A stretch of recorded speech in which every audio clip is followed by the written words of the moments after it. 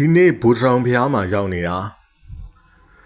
အမားတော်မြနန်းတွေနန်းဆောင်ရှိမှာဒီနေ့ကအမားတော်ရဲ့မွေးနေ့ရဲ့ဝင်ကြည့်ရဲ့အမားတော်မြနန်းတွေ139နှစ်မြောက်မွေးနေ့ရဲ့လူတွေအများကြီးပဲကြိတ်ကြိတ်တိုးဝဲလာကြ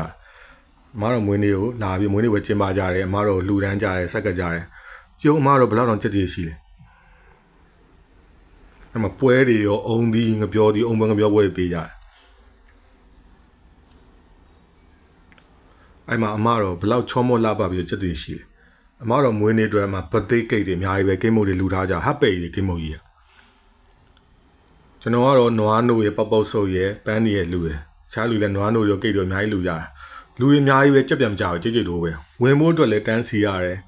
ပြန်ထွက်ဖို့လည်းတန်းစီပြီးထွက်ရတာတော့ holiday ပြောကြကြီးပဲ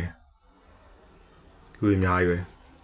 ခုကတော့ဘူထောင်ဖျားထူပါယုံထဲကိုရောက်သွားပြီဖျားအတွင်းနဲ့ထူပါယုံထဲမှာဖျားဖူးလိုက်အောင်ပဲ vlog တွေရိုက်လိုက်အောင်ပဲအားလုံးပဲကြက်မကြပါစေ